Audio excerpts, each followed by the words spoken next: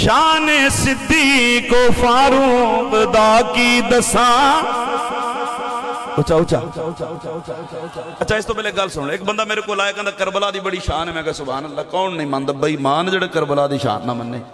کہندا جی میں اسی آکھنے اونج من. میں کہا تو منا. توجہ ہے جی.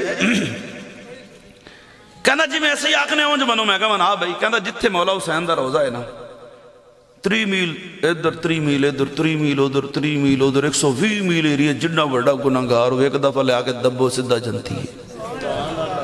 میں بڑا قانون ہے, بڑی تھوڑی منطق ہے.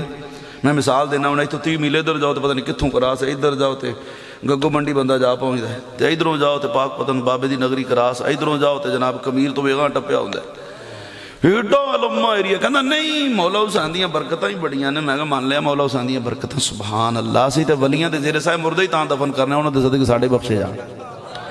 میں کہا پر اگلی گال تے دس کہ میں کہا مولا حسین دے روزے دے کے جڈا گناہ جڈا وڈا گناہگار ہو ایک دفعہ بس دفن کرن دی دیر ڈائریکٹ جنت وچ. میں کہا یہ دس حسین ہے کون؟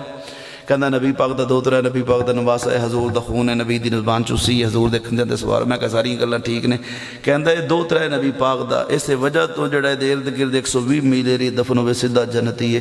تو میں کہا ہن اگلی گل میں کرا. میں کہا کڑے دا ٹکن لا کے پانی پا کے نک ڈبو کے ڈوب نہیں مردا. جڑا دوترے نال 120 میل ایریے چ او تے جنتی ہے تے جنوں نانے نے بوہا کھول کے آپ صدقے سمایا ہے.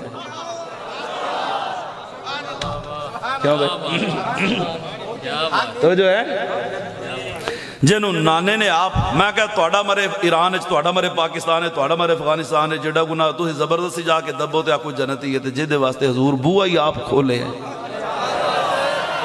شان صدیق و فاروق دا کی دساں, شان صدیق و فاروق دا کی دساں, کیتا اللہ نے جلنا دا یچا نشان, سبزی گنبد دے اندر جو بچ دی سی تھا بھئی, سبزی گنبد دے اندر جو بچ دی سی تھا, کملی والے